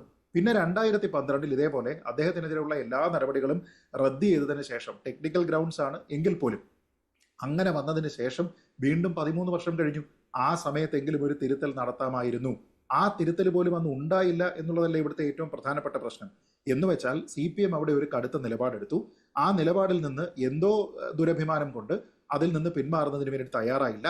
തന്നെയുമല്ല, ഞങ്ങളുടെ പ്രവർത്തകർക്കെതിരെ കേവലം ഭരണകൂടത്തിന്റെ ഭാഗത്തു നിന്നുള്ള അല്ലെങ്കിൽ ഭരണത്തിൽ ഇരിക്കുന്ന ആൾക്കാരുടെ രാഷ്ട്രീയ വിരോധം മാത്രമായിരുന്നില്ല, ഭരണകൂട ഭീകരത തന്നെയായിരുന്നു എന്ന് സ്ഥാപിക്കുന്നതിന് വേണ്ടിയിട്ടാണ് പോലീസ് ഉദ്യോഗസ്ഥരുമായി ചേർന്ന് ഇത് നടപ്പാക്കി എന്നാരോപിച്ചത്. സത്യം പറഞ്ഞാൽ നമ്മൾ നോക്കിക്കഴിഞ്ഞാൽ അന്ന് അവിടെ ആ ഒരു ദാരുണ സംഭവം ഉണ്ടാകേണ്ടതില്ലായിരുന്നു. ആൾക്കാരെ അവിടെ നിന്ന് ഡിസ്പേഴ്സ് ചെയ്യാനായിട്ട് മറ്റു മാർഗങ്ങൾ സ്വീകരിക്കാമായിരുന്നു. പക്ഷേ ഏറ്റവും പ്രധാനമായിട്ടും ഒരു പക്ഷേ അന്നത്തെ പോലീസ് സംവിധാനം കരുതിയിട്ടുണ്ടാവുക, നമ്മുടെ സംസ്ഥാനത്തെ ഒരു മന്ത്രിക്ക് ഒരു ജില്ലയിലേക്ക് പോയി കഴിഞ്ഞാൽ, പ്രത്യേകിച്ച് അദ്ദേഹത്തിന്റെ ജില്ലയിലേക്ക് പോയി കഴിഞ്ഞാൽ അവിടെ അദ്ദേഹത്തിന്റെ സഞ്ചാര സ്വാതന്ത്ര്യം അനുവദിക്കില്ല എന്ന രീതിയിലത്തേക്ക് ഒരു പ്രതിഷേധം ഉണ്ടായാൽ പിന്നെ എന്ത് ലോ ആൻഡ് ഓർഡർ എന്നവർ ചിന്തിച്ചിട്ടുണ്ടാകും. അതിന് മതിയായ രീതിയിലത്തേക്കുള്ള അതിൽ രവാഡ ചന്ദ്രശേഖർ അന്ന് കോടതിയിൽ നൽകിയ മൊഴിയും ഇപ്പോൾ ഏറെ ചർച്ച ചെയ്യപ്പെടുകയാണ്. മന്ത്രി MV രാഘവനെ ഞങ്ങൾ വിടില്ല, മന്ത്രി N രാമകൃഷ്ണനെ ഒഴിവാക്കും, ഇങ്ങനെയാണ് സമരക്കാർ പറഞ്ഞതെന്ന് മൊഴി നൽകിയതും ഇതേ രവാഡ ചന്ദ്രശേഖറാണ്. അത് CPMന് തിരിച്ചടിയോ ആവും അദ്ദേഹത്തിന്റെ ആ മൊഴി. KK രാഗേഷിന്റെ പ്രതികരണം കൂടി കേൾക്കാം. KK രാഗേഷ് പത്മനാഭൻ കമ്മീഷന്റെ റിപ്പോർട്ട് ആസ്പദമാക്കിയാണ് ഇന്ന് ന്യായീകരണം നടത്തിയത്. അദ്ദേഹത്തിന്റെ വാക്കുകളിലേക്ക്. വെടിവെപ്പ് നടക്കുന്ന സമയത്ത്, ഉത്തരവ് ഉണ്ടാകുന്ന സമയത്ത് വെടിവെപ്പിന്റെ ഇടയിൽ എല്ലാ ഉദ്യോഗസ്ഥരും വെടിവെപ്പിൽ അതിന്റെ ഭാഗമായിട്ട് മാറിയിട്ടുണ്ടാവില്ല, പലരും മാറിയിട്ടുണ്ടാവില്ല. പക്ഷെ പ്രശ്നം എന്താ, നമ്മൾ ഉദ്ദേശിച്ചത്, പാർട്ടി ഉന്നയിച്ച വിഷയം എന്താ? ആ വെടിവെപ്പ് സ്വാഭാവികമായിട്ടുണ്ടായിട്ടുള്ള ഒന്നല്ല, അതൊരു ഗൂഢാലോചനയുടെ ഭാഗമാണ്. ഗൂഢാലോചനയെ തുടർന്നാണ് വെടിവെപ്പ് ഉണ്ടാകുന്നത്. അപ്പോൾ ഗൂഢാലോചനയെ സംബന്ധിച്ചായിരുന്നു പാർട്ടിയുടെയും ഡിവൈഎഫ്ഐയുടെ പരാതി തന്നെ. ആ പരാതി വെച്ചുകൊണ്ടാണ് 4 ടേംസ് ഓഫ് റെഫറൻസ്, അതിൽ കണ്ണൂർ ജില്ലയിലെ കൂത്തുപറമ്പിൽ നവംബർ 25-ന് 5 പേരുടെ മരണത്തിന് നിരവധി പേർക്ക് പരിക്കേൽക്കാനും ഇടയ പോലീസ് വെടിവെപ്പിലേക്ക് നയിച്ച സാഹചര്യങ്ങൾ, ഇതാണ് കമ്മീഷന്റെ ഒന്നാമത്തെ ടേംസ് ഓഫ് റെഫറൻസ്. രണ്ടാമത്തത് മേൽപ്പറഞ്ഞ പോലീസ് വെടിവെപ്പ് നീതീകരിക്കാവുന്നതാണോ? മൂന്നാമത്തെ പോലീസ് വെടിവെപ്പിന് ഉത്തരവാദിയായ വ്യക്തികൾ ആരാണ്? അതിന് ആനുഷംഗികവും അതിൽ നിന്ന് ഉരുത്തിരിയുന്നതുമായ മറ്റു കാര്യങ്ങളും എന്ന് പറഞ്ഞ് 4 ടേംസ് ഓഫ് റെഫറൻസ് ആണ് വെച്ചത്. ഈ ടേംസ് ഓഫ് റെഫറൻസ് അനുസരിച്ചാണ് അന്വേഷണം നടത്തിയത്. അന്വേഷണം നടത്തിയതിൻ്റെ അടിസ്ഥാനത്തിൽ ഗൂഢാലോചന ഉണ്ടായിരുന്നു എന്ന് കൃത്യമായിട്ട് ഇതിൽ പറയുന്നു. അതിൻ്റെ അടിസ്ഥാനത്തിൽ വിവിധ പോലീസ് സ്റ്റേഷനുകളിൽ നിന്ന് സെലക്റ്റീവായിട്ടുള്ള ആളുകളെ സെലക്ട് ചെയ്തിട്ടാണ് അവിടെ കൊണ്ടുവന്നത്. ടി ആന്റണി എന്ന് പറയുന്ന എക്സിക്യൂട്ടീവ് മജിസ്ട്രേറ്റ്, അദ്ദേഹമായിരുന്നില്ല അവിടെ വരേണ്ടിയിരുന്നത്. അപ്പോൾ അദ്ദേഹത്തെയും സെലക്ട് ചെയ്ത് അവിടെ എത്തിക്കുന്നു. അങ്ങനെയാണ് ഇവർ രണ്ടുപേരെ ഇതിൽ ഉത്തരവാദികളായിട്ട് കമ്മീഷൻ കണ്ടിട്ടുള്ളത്.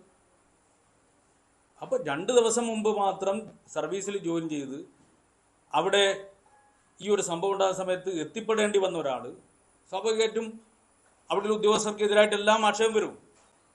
ആ ആക്ഷേപത്തെ അടിസ്ഥാനപ്പെടുത്തിക്കൊണ്ട് സർക്കാരിൻ്റെ ഔദ്യോഗിക സംവിധാനം പരിശോധിച്ചപ്പോൾ കണ്ടെത്തിയ കാര്യങ്ങളാണ് ഞാനീ പറഞ്ഞത്. പിന്നെ ആക്ഷേപത്തിനല്ല പ്രസക്തി, കണ്ടെത്തിയ കാര്യങ്ങൾക്കാണ് പ്രസക്തി. ശരിയാണ്, കണ്ടെത്തിയ കാര്യങ്ങൾക്കാണ് പ്രസക്തി, ശ്രീ റെജി ലൂക്കോസ്. പക്ഷേ ഈ കാര്യങ്ങൾ കണ്ടെത്തിയത് എന്നാണ്? 1997-ലാണ്. അല്ല മഞ്ജുഷേ, എന്നെ അത്ഭുതപ്പെടുത്തുന്ന ചോദ്യം അത്. കാരണം 1997 കണ്ടെത്തിയത് കോടതിയല്ല, അത് ഒരു അന്വേഷണ കമ്മീഷനാണ്. അത് ഇത് കേൾക്കൂ, അത് തൃപ്തി വരാതുകൊണ്ടാണല്ലോ വയനാട് സർക്കാരിന്റെ കാര്യത്തിൽ ഇത് കോടതിയിലേക്ക് പോയത്. എന്തുകൊണ്ടാണ്? അപ്പൊ ഞങ്ങളുടെ രാകേഷ് പറഞ്ഞു കേട്ടില്ലേ, ആ കമ്മീഷന്റെ കണ്ടെത്തൽ അത് സർക്കാർ സംവിധാനമാണ്. അതിൽ പറയുന്നതിന് അപ്പുറം എന്താണെന്ന്, അതിൽ പറയുന്ന അപ്പുറം എന്താണ്? അന്ന് രവാഡ ചന്ദ്രശേഖരനെ ആ കമ്മീഷൻ റിപ്പോർട്ടിൽ കുറ്റക്കാരനായിട്ട് കണ്ടെത്തിയിട്ടില്ല. എന്നിട്ടും നായന സർക്കാർ വീണ്ടും എഫ്ഐആർ രജിസ്റ്റർ ചെയ്തു.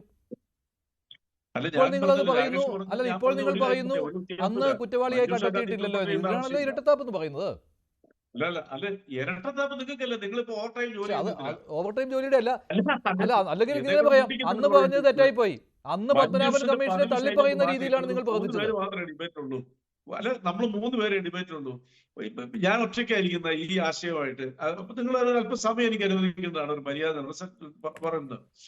കെ രാജേഷ് പറഞ്ഞതിനകത്ത് തന്നെ വ്യത്യാസം ഇരിക്കുന്നത്. കെ രാജേഷ് ഞാനും ആദ്യം പറഞ്ഞല്ലോ ഈ അന്വേഷണ കമ്മീഷൻ അദ്ദേഹത്തിനെ കുറ്റവാളിയായിട്ട് കാണാൻ പറ്റിയെന്ന് പറഞ്ഞു. പക്ഷെ അതിൽ പോലും തൃപ്തി വരാതെ കൊണ്ടാണ് ഈ കേന്ദ്ര മുഖ്യമന്ത്രിയായപ്പോൾ അദ്ദേഹത്തിന്, അന്ന് ഞങ്ങള് ഭരണത്തിലില്ല, മുഖ്യമന്ത്രി ആയപ്പോഴത്തേക്കും അദ്ദേഹത്തിന് ഈ അന്വേഷണത്തിൽ പ്രതിയായിക്കൊണ്ട് അദ്ദേഹത്തിനെതിരെയും ഈ പറയുന്ന ഹക്കീം ബത്തേൽ ഉൾപ്പെടെയുള്ള ഉദ്യോഗസ്ഥന്മാർക്കെതിരെ കോടതി കേസ് കൊടുത്തു. രാഷ്ട്രീയ ഹൈക്കോടതി ഫൈൻഡ് ഔട്ട് ചെയ്തു ഇദ്ദേഹം അതിനെ തെറ്റുകാരല്ലാന്ന് പറഞ്ഞു. അപ്പൊ ആ അന്വേഷണ കമ്മീഷനെ കണ്ടെത്തൽ കറക്റ്റായിട്ട് തോന്നി. വളരെ വസ്തുതാപരമായ കാര്യമല്ലേ? അത് തന്നെയല്ലോ സംഭവം. 97 പിന്നെയും 3-2-5 15 വർഷം വീണ്ടും വേട്ടയാടിയ ശേഷവും എന്നിട്ടും എന്നിട്ടും ബോധ്യമായില്ല കേട്ടോ. PS-ന്റെ വാക്കുകൾ ഉദ്ധരിച്ചല്ലോ ഇവിടെ വസന്ത് തെങ്ങുംപള്ളി. അല്ല, നിങ്ങൾക്ക് ഒരിക്കലും ബോധ്യമായില്ല. CPM-ന് ബോധ്യമായില്ല എന്നാണ് പറഞ്ഞത്. ഞങ്ങൾക്ക് എന്ത് ബോധ്യമാനാണ്? രവത എന്ന് മന്ത്രം ജപിച്ചുകൊണ്ടിരുന്ന നിങ്ങൾ തന്നെയാണ്. പി ജയരാജൻ വാക്കുകൂടി കേൾക്കാം. പി ജയരാജൻ നിലപാടിൽ മാറ്റം വരുത്തിയിട്ടില്ല. പി ജയരാജൻ പറഞ്ഞുകൂടി, ഒറ്റ സെക്കൻഡ് റെജി ലൂക്കോസ്, പി ജയരാജൻ പറഞ്ഞുകൂടി കേൾക്കാം. ഗവൺമെന്റ് തങ്ങളുടെ മുന്നിലുള്ള വന്ന നിർദ്ദേശങ്ങളെ അടിസ്ഥാനപ്പെടുത്തി തീരുമാനമെടുത്തതാണ്. ആ തീരുമാനത്തെക്കുറിച്ച് ഗവൺമെന്റാണ് വിശദീകരിക്കേണ്ടത്. രാഷ്ട്രീയമായിട്ടുള്ള കാര്യം നോക്കുമ്പോൾ പല പോലീസ് ഉദ്യോഗസ്ഥന്മാരും പല ഘട്ടങ്ങളിലും CPM-നും അതുപോലെ ഇടതുപക്ഷ പ്രസ്ഥാനത്തിൻ്റെ ഭാഗമായിട്ടുള്ള സംഘടനകൾക്കുമൊക്കെ എതിർപ്പുയർത്തിയ നടപടികൾ കൈക്കൊണ്ടവരുണ്ടാവാം. കൂത്തുപറമ്പ് വെടിവെപ്പിൻ്റെ കാര്യത്തിൽ രവത ഉൾപ്പെടെയുള്ള ആളുകൾക്കെതിരായിട്ടും അന്ന് ആക്ഷേപം ഉന്നയിച്ചതാണ്. രവതി ഒറ്റക്കല്ല, ഇവരെല്ലാം ചേർന്നുകൊണ്ടാണ് അന്നത്തെ ലാത്തി ചാർജും വെടിവെപ്പും ഒക്കെ ഇടയാക്കിയിട്ടുള്ള സംഘർഷം ഉണ്ടായത്. ഇതാണ് ജയരാജന്റെ വാക്കുകൾ. ജയരാജൻ പറഞ്ഞത് കൃത്യമാണ്. രവതയും ബാക്കി 2 പേരുമുണ്ട് എന്നാണ്. ബാക്കിയുള്ള നേതാക്കൾ സൗകര്യപൂർവ്വം രവതയെ അങ്ങ് ഒഴിവാക്കി. ശ്രീ പണിക്ക് അല്ല വസന്ത്, അതല്ലേ ശരി? അതിലെന്തെങ്കിലും തെറ്റുണ്ടോ? അല്ല, ഞാൻ അതിന്റെ ഒരു ക്രോണോളജിക്കൽ ഇഷ്യൂ ഉണ്ട്, അത് വ്യക്തമാക്കി. ഇപ്പം കേൾക്കുമ്പോ ജനത്തിന് തോന്നും അയ്യോ ഒരു പാവം റവാഡയെ ഇതാ കോൺഗ്രസ്സുകാരങ്ങ് വേട്ടയാടി കളയുകയാണല്ലോ എന്ന്. 97 ഇവർ ഈ ഉദ്ധരിക്കുന്ന, ഇവരിപ്പോ ഈ പൊക്കിപ്പിടിക്കുന്ന, ഇവർ വലിയ വിശുദ്ധ വേദവാക്യമായി കാണുന്ന ഏത് പത്മനാഭൻ കമ്മീഷന്റെ റിപ്പോർട്ട് വരുന്നത്. 97 ആ റിപ്പോർട്ടിൽ വളരെ കൃത്യമായി deputy collector T T Antony, DYSP Abdul Hakeem Bathery, SP Ravada Chandrasekharan എന്നിവർ കുറ്റക്കാരായിരുന്നു. അതിന്റെ ബേസിസിലാണ് പിന്നീട് നയനാർ സർക്കാർ FIR ഫയൽ ചെയ്യുന്നത്. ആ FIR ഫയൽ ചെയ്ത ശേഷം ഈ ഉദ്യോഗസ്ഥർ 2001 അന്ന് തന്നെ സുപ്രീം കോടതിയെ സമീപിച്ചു. സുപ്രീം കോടതി 2001 ഇവർക്കെതിരെയുള്ള അന്വേഷണ നടപടികൾ അത് നിർത്തിവെക്കാൻ ഉത്തരവിട്ടു. പിന്നീടും ഇവരെ വേട്ടയാടി CPM സർക്കാർ അടക്കമുള്ളവർ ഇവരെ വേട്ടയാടി. ഒടുക്കം 2008 കേന്ദ്ര ഡെപ്യൂട്ടേഷനിലേക്ക് പോയി ഒഴിവാകുകയാണ് റവാഡ ചെയ്തത്. പിന്നെയാണ് 2012 നമ്മൾ സൂചിപ്പിക്കുന്നത് പോലെയുള്ള ഹൈക്കോടതിയുടെ വിധി വരുന്നത്. പിന്നീട് സുപ്രീം കോടതിയെ സമീപിക്കുമെന്ന് പാർട്ടിയും VS-ഉം അന്ന് പറഞ്ഞിരുന്നെങ്കിലും ഇവരാരും അവിടേക്ക് പോയുമില്ല. ഇപ്പോ ഇവർ റദ്ദ് ചെയ്യുകയാണല്ലോ. ഇവർ റവാഡയ്ക്കെതിരെയുള്ള എല്ലാ അലിഗേഷൻസും റദ്ദ് ചെയ്യുമ്പോൾ ഈ പ്രതിഭാഗം അഭിഭാഷകർ ഇവർ തന്നെയായിരുന്നു. റവാഡയ്ക്കെതിരായി പെറ്റീഷണേഴ്സ് ഇവർ തന്നെയായിരുന്നു. ആ പെറ്റീഷണേഴ്സ് തന്നെ അവരുടെ പ്രയർ എല്ലാം, ലീഗൽ ലാംഗ്വേജിൽ പറഞ്ഞാൽ അവരുടെ പ്രയർ എല്ലാം റദ്ദ് ചെയ്യുകയാണ്. ഇവർ ആരെയൊക്കെയാണ് റദ്ദ് ചെയ്യുന്നത്? 1, കൂത്തുപറമ്പിലെ രക്തസാക്ഷികളെ ഇവർ റദ്ദ് ചെയ്യുന്നു. 2, ജീവിച്ചിരുന്ന രക്തസാക്ഷി പുഷ്പനെയും ആ പുഷ്പന്റെ കുടുംബത്തെയും റദ്ദ് ചെയ്യുന്നു. എന്നിട്ട് ഇടതു പ്രതിനിധി പറഞ്ഞത് ഞങ്ങൾ എങ്ങനെയാണ് നോക്കിയതെന്ന് അറിയാമോ എന്നാണ്. ഒരാൾ മരിച്ചു കഴിഞ്ഞാൽ, ഒരാൾ ആ കുടുംബത്തിൽ മരണപ്പെട്ട് കഴിഞ്ഞാൽ നിങ്ങൾ കൊണ്ടുപോയി കൊടുക്കുന്ന റേഷൻ അരിയും നിങ്ങൾ പിരിവെടുത്ത് 10 കോടിയുടെ പിരിവെടുത്തിട്ട് 10 ലക്ഷത്തിന് വെച്ചു കൊടുക്കുന്ന വീടും കൊണ്ട് ആ സ്പേസ് നികത്തപ്പെടും എന്ന് വിശ്വസിക്കുന്നത് നിങ്ങളെ പോലെ നരാധവന്മാർ മാത്രമേ ഉള്ളൂ. അപ്പൻ നഷ്ടപ്പെട്ട ഒരാൾക്ക് നിങ്ങൾ ഇനി പൊന്നുകൊണ്ട് പുളിശ്ശേരി വെച്ചു കൊടുത്താലും ആ അപ്പന്റെ സ്ഥാനത്ത് അപ്പൻ തന്നെ വേണം മിസ്റ്റർ. അത് നിങ്ങൾ മനസ്സിലാക്കണം. 2, 3 ഇവർ റദ്ദ് ചെയ്യുന്നത് 97 ഈ റിപ്പോർട്ടിന്മേൽ FIR പുതുതായിട്ടിട്ട നായനാരെയാണ്. 4 ഇവർ റദ്ദ് ചെയ്യുന്നത് ഈ ഹൈക്കോടതിയുടെ വിധി, ഇദ്ദേഹത്തിന് ക്ലീൻ ചിറ്റ് കൊടുത്തുകൊണ്ട് വന്ന ഹൈക്കോടതിയുടെ വിധി അംഗീകരിക്കില്ല എന്ന് പറഞ്ഞ VS അച്യുതാനന്ദനെയാണ്. ഒപ്പം തന്നെ പാർട്ടി സെക്രട്ടറി ആയിരുന്നപ്പോഴും DYFI നേതാവായിരുന്നപ്പോഴും റവാഡയെ വേട്ടയാടാൻ നേതൃത്വം കൊടുത്ത പിണറായി വിജയൻ അടക്കമുള്ള നേതാക്കളെയാണ്. അപ്പോ ഒന്നെങ്കിൽ നിങ്ങൾ പറയണം, നിങ്ങൾ ചെയ്യേണ്ടത് മാന്യമായ ഒരു കാര്യം എന്താണ്? ഞങ്ങളുടെ സമരം തെറ്റിപ്പോയി, റവാഡയെ ഞങ്ങൾ തെറ്റിദ്ധരിച്ചതാണ് എന്ന് ഒരു വാക്ക് നിങ്ങൾ പറഞ്ഞാൽ കേരളത്തിലെ മനസാക്ഷിക്ക് കുറച്ചും കൂടെയൊക്കെ അതങ്ങ് ദഹിക്കും. ഇവർ ചെയ്തത് തെറ്റായിപ്പോയി എന്ന് ഏറ്റു പറഞ്ഞല്ലോ. ഇതിപ്പോ അങ്ങനല്ല. അന്ന് റിപ്പോർട്ട് വന്നതുകൊണ്ട് ഞങ്ങൾ ആ റിപ്പോർട്ട് അംഗീകരിച്ചു എന്നാണ് പറയുന്നത്. നിങ്ങൾ എന്നാണ് അംഗീകരിച്ചത്? ഞാൻ ഇടതു പ്രതിനിധിയെയും CPM-നെയും വെല്ലുവിളിക്കുകയാണ്. ഞാൻ നിങ്ങളെ കൂത്തുപറമ്പ് വെടിവെപ്പിന്റെ പിറ്റേ ദിവസം വന്ന ദേശാഭിമാനി പത്രത്തിന്റെ ഹെഡിങ് എടുത്ത് കാണിച്ചില്ലേ?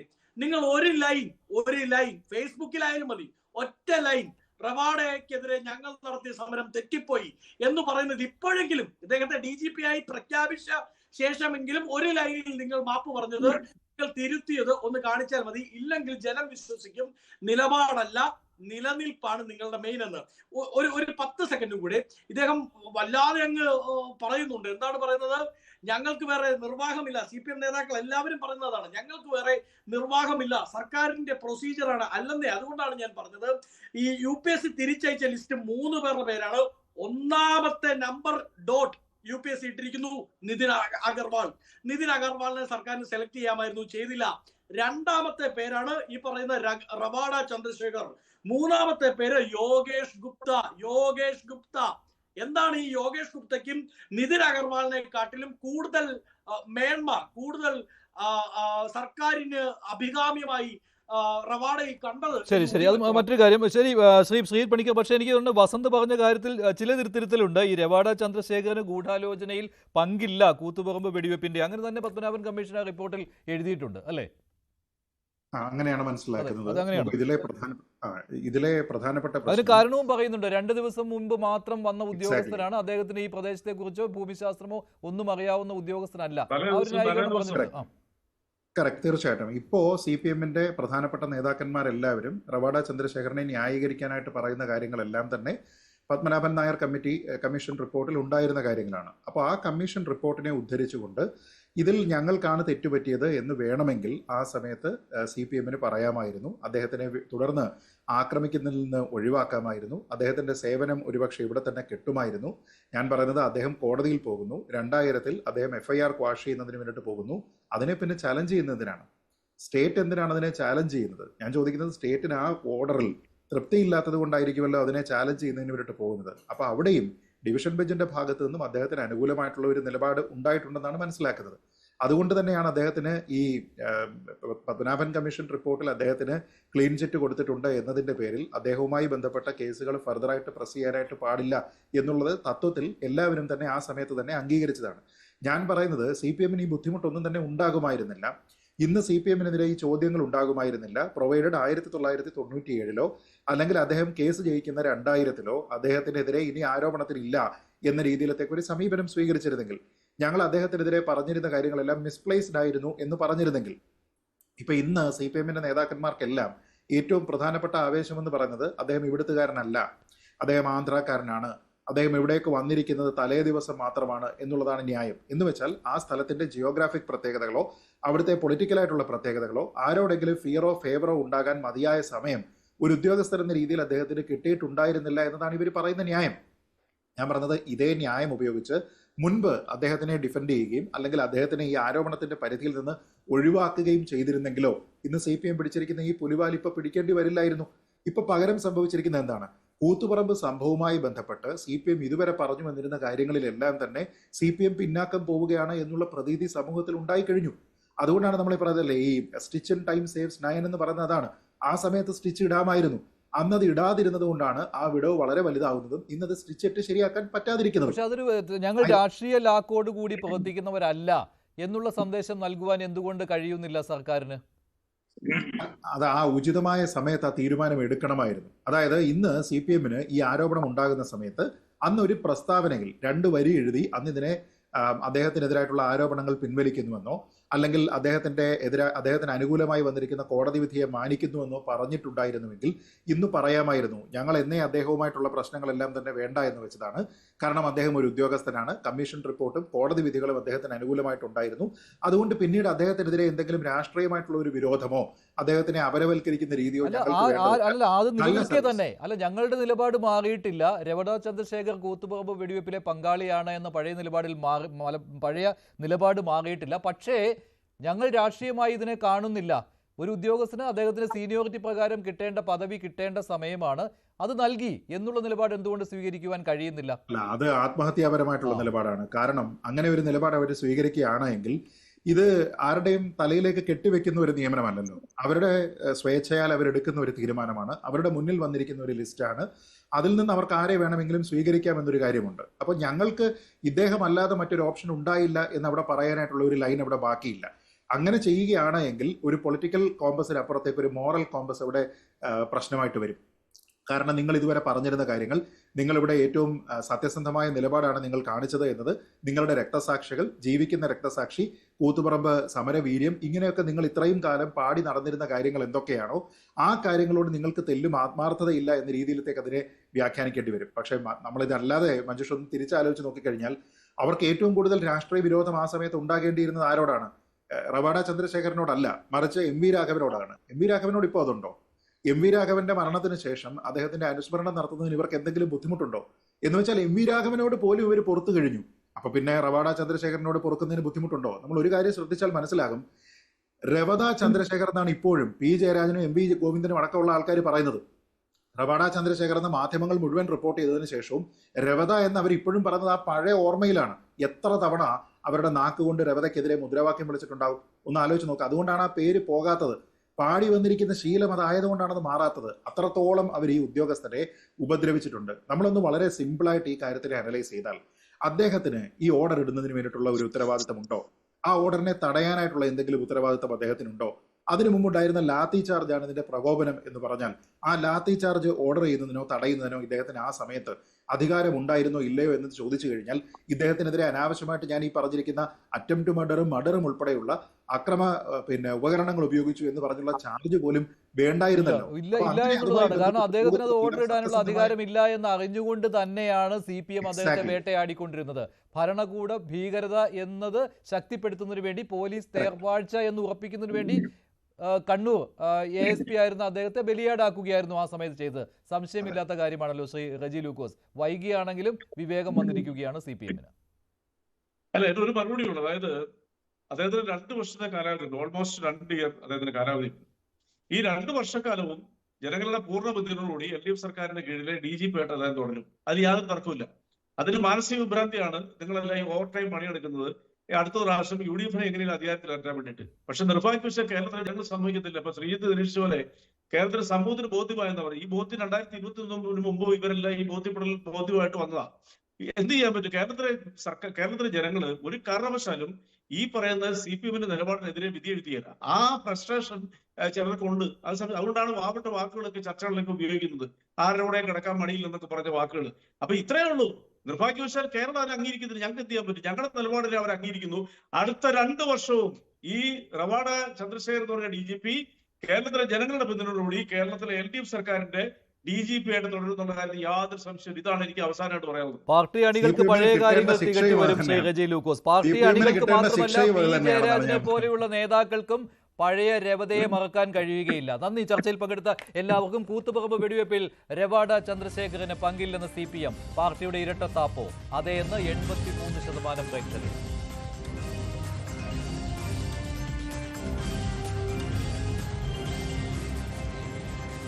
വേണ്ടി അവസാനിക്കുന്നു. നന്ദി, നമസ്കാരം.